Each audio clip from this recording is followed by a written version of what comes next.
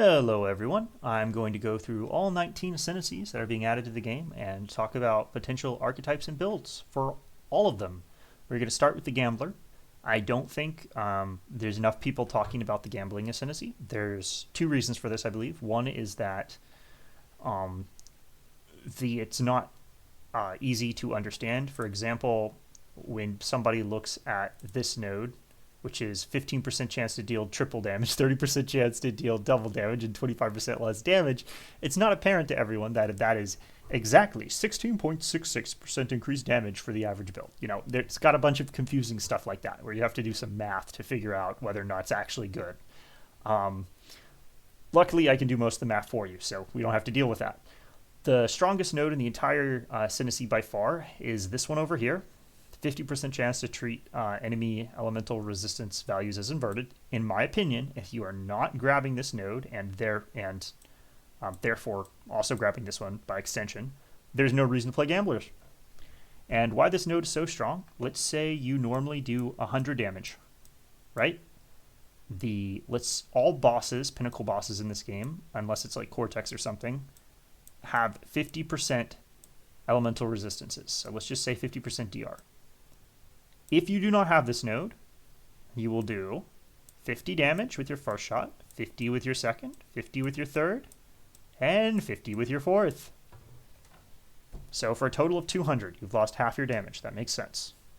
If you have the node, first shot's going to do 50, second shot's going to do 50, third shot's going to do 150, which is 3 times more than a regular shot, and the next one's going to do 150 for a total of 400 damage. So we're looking at 200 versus 400 essentially. It's doubling your damage. It's extremely powerful. Another thing this node does is it takes rares, like let's say you're gonna kill essences this league, right? If you up against normally tanky essence monsters can roll with 2 mods that make them resistant to lightning damage, right? And your lightning damage build will then struggle to kill the essence monster. Because we're always going to be inverting enemy elemental resistances, because we're going to take this 50%, and we're going to take another 25% on the tree. I'll show you that later. We're going to essentially ignore monster elemental resistances. So this is super strong node for mapping, for bosses, everything. So we're always grabbing these two, no matter what build we do. And then, in my opinion, based on where Duelist is on the tree, you're also always grabbing this one. Getting stunned is super annoying in this game, and elemental ailments are super annoying. You could choose to forgo this node, and we'll talk about that later, but if you're particularly a simulacrum farmer, alternate ailments like sapped, brittle, etc. are really annoying, and if you cap elemental avoidance, I'll show you how to do that in a second. It's super easy. You don't have to deal with that. Another thing you can consider is, based once again on where Duelist is on the tree, you normally don't block spell damage. So you could decide, hey, my chance to block attack damage is going to be lucky, and I'm just going to do spell suppression instead of spell block.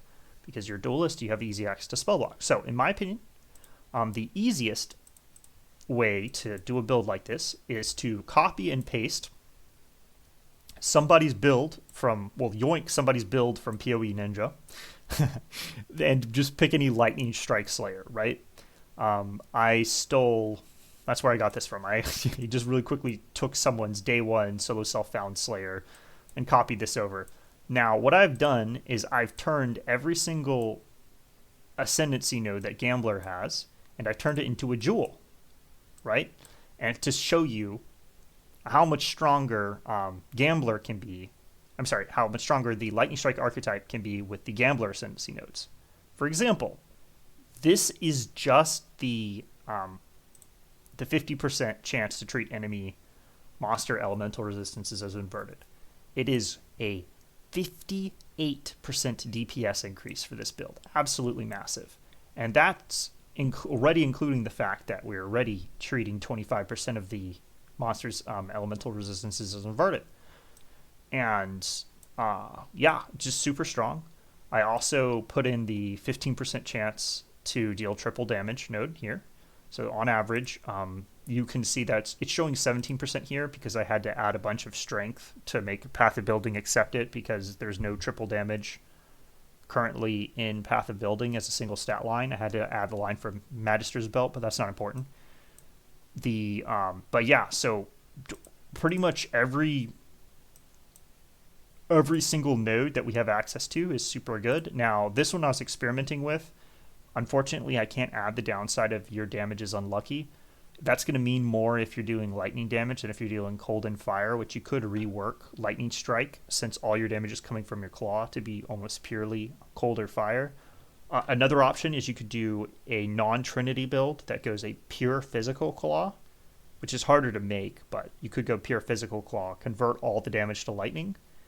And if you did that, even though you're dealing lightning damage, the physical rolls on claws, I'll go ahead and show you, but they're pretty close.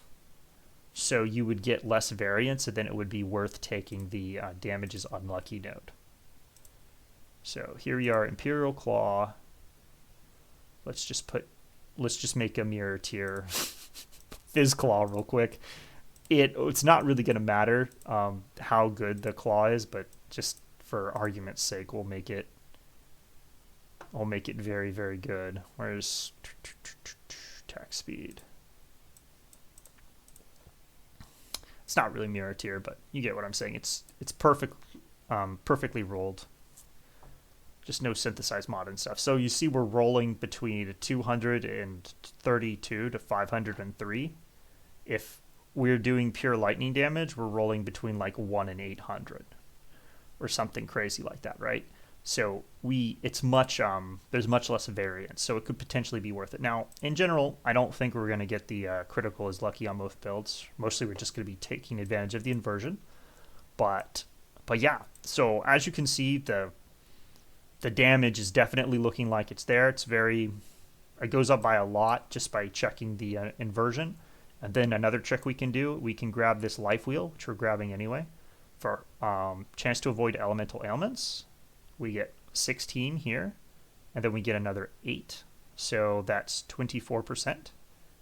And then if we get 26% on a shield, which if you look right here, that is the minimum possible roll for a tier 2 chance to avoid elemental ailment shield.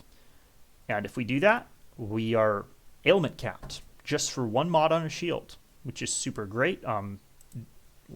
Normally you will only put like life and spell suppress on the shield as well, so that should be a pretty easy shield to make. There's an essence that will add chance to avoid elemental ailments to shields. And what else do I need to talk about? Right. We need to talk about this mastery. So we're going to pick this up as well for a total of 75% chance to treat enemy elemental resistances as inverted. And then after that, if we want to scale the build to the next point, right, we're going to the next level, we either use Omniscience for elemental penetration. Now, it's very important that we use penetration here, and we're not using something like flammability or elemental weaknesses. We don't want to lower enemy elemental resistances. That will actually lower our damage because of how much we're reversing them. If we could do it, there's not really a good way to do it though, but if we could, we would increase enemy elemental resistances, because then we'd do more damage. Instead, we're going to stack Pen, which is going to take the inverted value and then add to it. So there's two ways really we can build Pen. One is Omniscience, which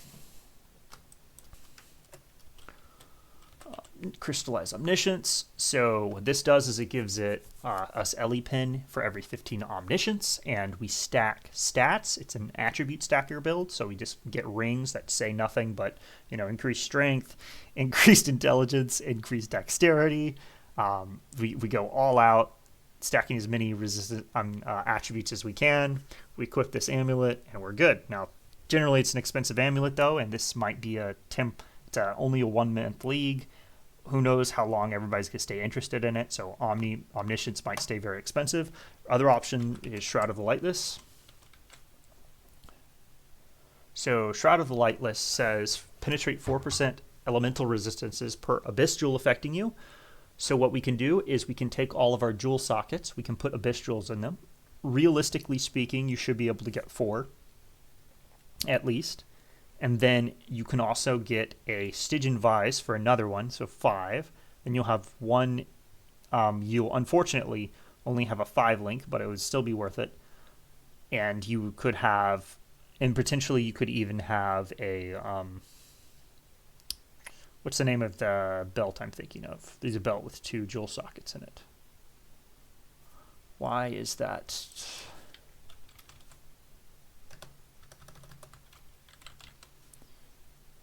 Here we go. Darkness Enthroned is what I was thinking of. You could run one of these. Then you have 2 more Abyss sockets for more penetration. So those are really your options. You either turn this, if you really want to scale your damage high, you probably go Omni. And failing that, you could decide to go Shroud of Lightless instead. But anyways, so it's completely league startable. People have done this build, very similar builds 1,000 times. Just go to POE Ninja, steal somebody's claw build, call it yours, and it will work.